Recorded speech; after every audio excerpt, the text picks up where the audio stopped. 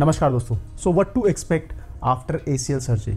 अब मेरे पास इतने कमेंट्स मैसेजेस आ रहे हैं कि ACL सर्जरी के बाद क्या एक्सपेक्ट किया जाए, क्योंकि उनकी एक्सपेक्टेशन किसी की बहुत ज़्यादा हाई हो जाती है तो किसी की बहुत ज़्यादा लो रहती है। तो मैं अपने एक्सपीरियंस से बता दूँ आपको, जिस हिसाब से आप सोच रहे हैं ना, मतलब मैंने जो अपनी जर्नी अभी तक शेयर की है ACL प्लेलिस्ट अगर आपने देख ली होगी तो आपके 90% से ज़्यादा डाउट्स क्लियर हो जाएंगे। आप इंडिविजुअली मैसेज करेंगे, फिर होता है कभी कभार मैं आपको 1 दिन या 3 दिन या कभी कभार 1 हफ्ता भी लग जाता है मुझे रिप्लाई करने में, कि बहुत सारे मैसेजेस मेरे पास इंस्टा पे आ रखे होते हैं। सो बेस्ट यही रहेगा कि आप ACL प्लेलिस्ट देखें और उसके बाद जो भी फिर डाउट्स आप कमेंट में मुझे बताएं, मैं वहाँ पे आपका इंडिविजुअली आंसर करूँगा। और आपने देखा भी होगा बहुत सारे लोगों का आपका वहाँ पर रिप्लाई करता भी हूँ।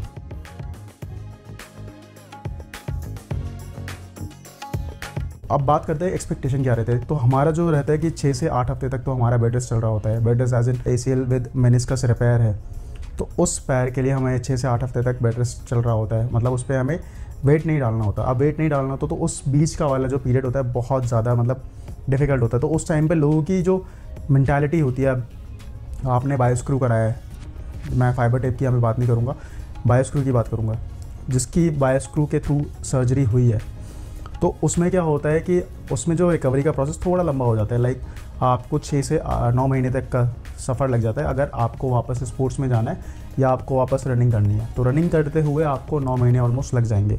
मेरे केस में 7 से 8 महीने लगे। उसके पीछे रीज़न बहुत सारे थे, एज इन के क्योंकि जो मेरा जो मसल जो रिकवरी है वो फास्ट इसलिए था क्योंकि एक तो मेरा डाइट वगैरह सारी चीज़ें सही थी, प्लस मैं फिटनेस मतलब जिम एंड ऑल में पहले से एक्टिव था। तो अगर आप को ACL सर्जरी हुई है, ACL इंजरी हुई है, और आप जो आपने वीडियो देखा होगा प्रीहैब, मतलब कि जो सर्जरी से पहले कुछ एक्सरसाइज होती है वो आप फॉलो कर सकते हैं, वो आप कर सकते हैं। तो एक्सपेक्टेशन क्या रहेंगे? एक्सपेक्टेशन देखो, ज़्यादा ना तो बहुत ज़्यादा रखो, ना ही बहुत ज़्यादा कम रखो। ये जो रिकवरी वाला प्रोसेस है ना, बहुत स्लो वाला है। तो आपको इस बीच में अच्छे से एक्सरसाइज करनी पड़ेगी, डाइट लेनी पड़ेगी, माइंडसेट वो आपको एकदम अच्छा रखना पड़ेगा, लाइक पॉजिटिव रखना पड़ेगा। अब लोग मैसेज करते हैं कि हमें पेन हो रहा है, 6 हफ्ते हो गए हैं, 2 हफ्ते हो गए हैं, हमें पेन बहुत ज़्यादा हो रहा है, आपको भी ऐसा हुआ था क्या? तो हर चीज़ आप उस चीज़ से कंपेयर ना करें, क्योंकि सबकी जो रिकवरी का प्रोसेस है वो अलग अलग होता है। लेकिन एक चीज़ कॉमन है, जिसने एक्सरसाइज करी है, पेन टेम्प्रेरी होता है, लेकिन जैसे जैसे आप एक्सरसाइज करते जाओगे वैसे वैसे ही जो आपका रिकवरी प्रोसेस है बहुत स्मूथ और बहुत ही अच्छा होता चला जाएगा। सबकी एक ही मेडिसिन है यहाँ पर, फिजियोथेरेपी। आप फिजियोथेरेपी अच्छे से करिए, एक्सरसाइज अच्छे से करिए। अब मेरे पास एक कमेंट भी आया था, शायद मैंने आज ही पढ़ा था, हम कब तक एक्सरसाइज करें। तो आप कब तक एक्सरसाइज करें, तो एक्सरसाइज का देखो सिंपल सा आंसर है कि कब तक। पहली बात तो एक्सरसाइज करने से जो आपका जो स्ट्रेंथ है ना, वो आपको स्ट्रेंथ मिलती है। मेरी जो सर्जरी हुई थी नवंबर 2022 में हुई थी और अब चल रहा है अप्रैल 2024। तो मैं अपने एक्सपीरियंस से बता दूं, जब भी मैं अभी भी अगर मेरा कभी कभार स्किप हो जाता है वर्कआउट, तो मैं हमेशा कोशिश करता हूँ कि अभी भी मैं एक्सरसाइज करूँ। रीज़न बीइंग मेरे मसल्स स्ट्रॉन्ग रहेंगे। और जो डॉक्टर की एडवाइस थी कि एक्सरसाइज मत छोड़ना, जितना आप एक्सरसाइज में एक्टिव रहोगे, आज भले ही आपका ACL रिकन्स्ट्रक्शन हुआ है, जो भी हुआ है, मेनिस्कस रिपेयर हुआ है, जितना आप एक्सरसाइज में अपने आप को एक्टिव रखोगे उतना ही आपका माइंड बॉडी बहुत अच्छा चलने वाला है। और ये लॉन्ग टर्म प्रोसेस की बात कर रहा हूँ। सो एक्सपेक्टेशन हमेशा ही अपने आप से बहुत ज़्यादा ना रखें, मतलब कि अपने आप से ज़्यादा रखें, लेकिन आपको साथ में एक्सरसाइज करनी है। तो जब आप एक्सरसाइज करेंगे तो उस हिसाब से आपको बढ़ते चले जाना है। अब बहुत सारे लोग डिफ़िकल्टी भी फेस करते हैं, एज इन के मान लीजिए 2 महीने हो गए हैं, अब वो सोच रहे हैं कि हम भाग क्यों नहीं पा रहे, हम चल क्यों नहीं पा रहे, या हम पेन फ्री क्यों नहीं हो पा रहा। तो ये 3 से 4 महीने ना आपको अच्छे से डेडिकेटेडली करना पड़ेगा ही पड़ेगा अगर आपको अच्छे रिजल्ट चाहिए। अब आप सोच रहे हैं कि 2 महीने आप एक्सरसाइज करेंगे, फिजियोथेरेपी करेंगे तो आपका ठीक हो जाएगा, तो नहीं हो पाएगा, उसमें मुश्किल हो सकती है। सो बेटर ये रहता है कि आप अच्छे से फिजियो करिए। फिजियो ही बेस्ट तरीका है। बहुत सारे लोग पूछते हैं कि हमें क्या मेडिसिन लेनी चाहिए, हमारे डॉक्टर ने ये रिकमेंड किया, वो रिकमेंड किया।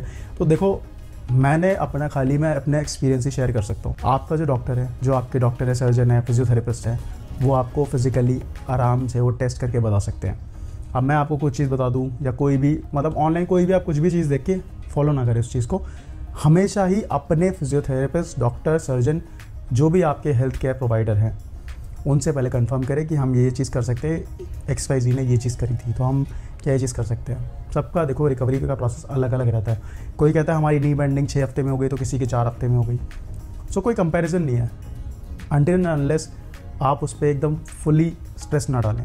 स्ट्रेस मत डालिए, धीरे धीरे करके नी बेंडिंग करते रहिए। स्वेलिंग है, सारी चीज़ें हैं, अपने एक्सपीरियंस से बता रहा हूँ और अपने डॉक्टर के एडवाइस के हिसाब से ही मैं आपको चीज़ें बता रहा हूँ, क्योंकि उन्होंने बस यही बोला था आप फिजियो पे ध्यान दीजिए, बाकी चीज़ें ऑटोमेटिकली ठीक हो जाएंगी।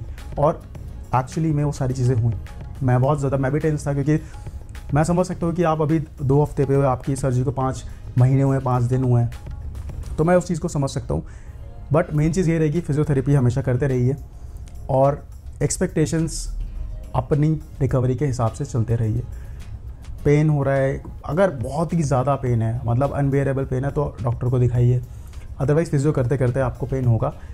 90 डिग्री के बाद जब आप नी बेंड करते हैं, 90 डिग्री के बाद उसमें थोड़ा दिक्कत हो जाती है, तो हल्का हल्का आपको पुश करते रहना पड़ेगा। उसका यही आंसर है। बाकी आपके जो भी क्वेश्चन है आप मुझे कमेंट में बताइए। और एक चीज़ और, यहाँ पर ACL प्लेलिस्ट अच्छे से देखिए, उसके अंदर बहुत सारी इन्फॉर्मेशन है आपके लिए। वो इसीलिए वीडियोस बनाए हैं, वो इसीलिए प्लेलिस्ट मैंने बताई है, और भी इसलिए वीडियोस बना रहा हूँ ताकि आप लोगों की हेल्प हो सके। क्योंकि मुझे पता है कि उस टाइम से वेदर इट्स बेड रेस्ट और what ever it is, I know कि वो जो फेस होता है वो किस तरीके का होता है, बहुत डिस्टर्बिंग फेस रहता है। तो उसी टाइम से निकलने के लिए वो प्लेलिस्ट है, वो प्लेलिस्ट ज़रूर देखिए। कोई भी क्वेश्चन का आंसर चाहिए वीडियो में कमेंट करिए। और नेक्स्ट वीडियो अगर आप देखना चाहते हैं कि ACL के बाद रनिंग वो कैसे हो रही है, मैं क्या चल रहा है, तो आप नीचे रनिंग पे वीडियो बनाइए, make a video on running, कुछ ऐसे करके आप नीचे कमेंट कर सकते हैं। मिलते हैं आपसे नेक्स्ट वीडियो में। बहुत बहुत धन्यवाद।